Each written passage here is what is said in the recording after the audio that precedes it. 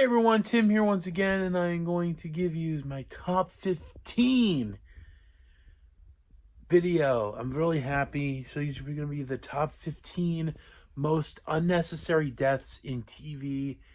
So this is going to be pretty, yeah. Spoilers will be here. So warning, spoilers. I got me liquid death here, and let's do this. Let's check this out. Number 15, Grace Mullen and the Fosters. I always really felt for this character.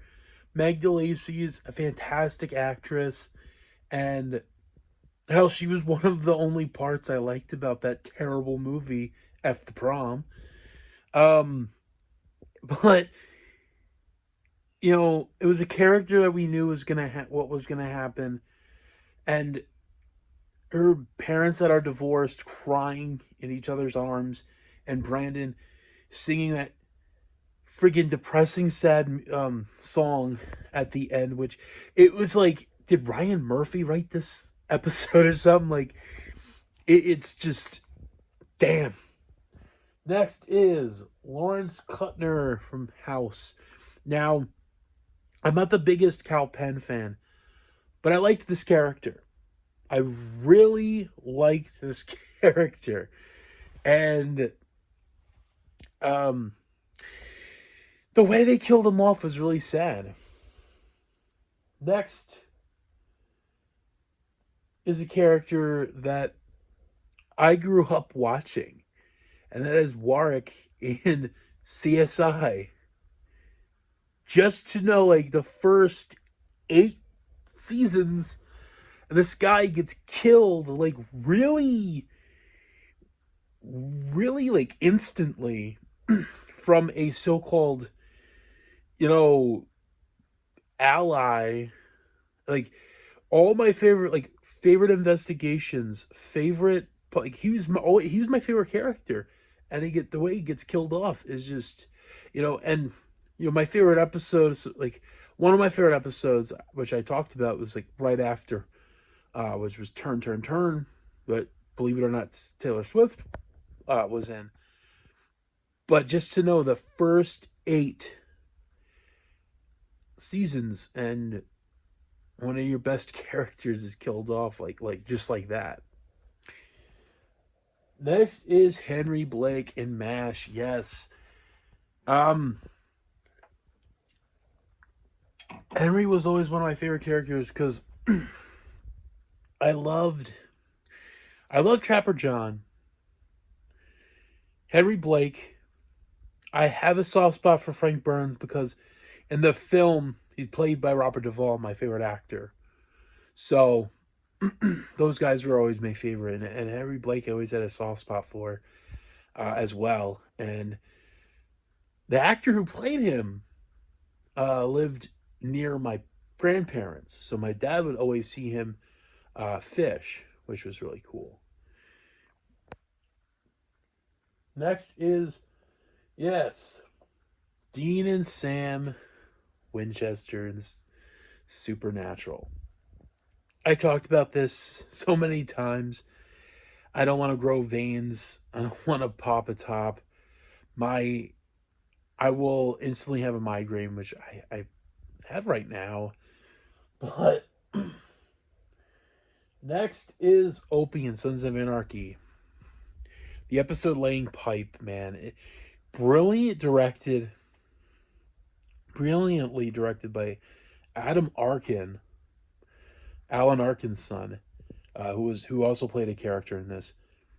And I got this. It's just very gruesome, and very sad. Next is, people are gonna hate me for this, but I can add in her too. But Christopher, because he was always my favorite character. But I wish there was more. I wish something happened I wish there was something that could have worked. But Adriana is another one that didn't deserve any of that. And Bobby Bacalari, like those three, like alone, is just Um, if I pick another one, I think Chalky White. But I'll get to another, which it's sad that the performer is not even around anymore. Um, Next is Omar in The Wire. Like I told you, it's sad that he's gone and no longer with us. He could have been a really good informant type of character that could have lasted, but it didn't. He didn't, and it's sad to see that. Um, Very brutal show, but I love it. Next is JT York and Degrassi, The Next Generation. I love JT. I could relate to JT. Um, that episode, that fantastic episode turned out. And then you get to Rock This Town, which the way they did it, like Ryan Cooley, the way they screwed Ryan Cooley. I know he wanted to go to college, but they could have done something other than doing that. Number five is actually an animal, and that is Reckless in the Waltons. Reckless is my favorite TV animal. I love that dog. And the worst character in all of TV history, Jeffrey, that kid that I just want to take him up the mountain and say, "Come here, Jeffrey," and fucking throw him down. Um, Basically takes him out and kills her. The dog is basically like, I know the dog was dying, but it's just the way they wrote they written. I don't know. I don't. I stopped with those later seasons. Number four is Mark Green from ER. Anthony Edwards is a treasure. They made him an idiot in the movie Thunderbirds, but he is a fucking treasure. And killing him off is probably one of the biggest fuck yous in TV history. At least for me. People were like, "Oh, I'm a George Clooney." I was always an Anthony Edwards person. Next is Justin Foley, 13 Reasons Why. Fuck. One of those characters that actually can give a positive vibe to dies from HIV, and then that piece of shit ass Diego asks the twat Jessica, maybe we can, see each other again. Give me a month. Fuck this.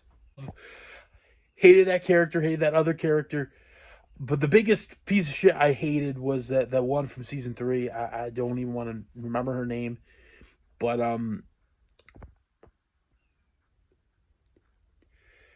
did not deserve it. And the actor begged and begged the writers, and like Brian Yorkie, Brian Yorkie, to not write him out and kill him off. Well, to not kill him off for the finale. Didn't listen. So, fuck Brian Yorkie too. Um, Next is, oh man, Shireen Baratheon, Game of Thrones. I am a full blown Baratheon. I'm a Baratheon. If I could pick, I'm a Baratheon, and trying to sacrifice her, a little, just this innocent, beautiful little girl, and then nothing. And then in the books, She gets resurrected. None of this happens. So it was just a big fuck you to a child, which is bullshit. Number one, oh man, is Freddy McClare. Skins. Whoa. You want to talk brutal. You want to talk gruesome. One of the most scarring images is that piece of shit psychiatrist bashing Freddy like Negan from Walking Dead. And there you go. Best character, one of the best characters in TV, and he gets killed off. I just, especially, and this is an English series I'm doing. This is an English series that's number one. An English character in a series. But to each their own, I guess. So those are my top 15 most unnecessary TV show deaths, TV show character deaths. Another one I wanted to put in was Sweets from Bones. I felt bad for him. You know, there's a whole lot, but those are the 15. So I hope he's like this, and I'll see you soon.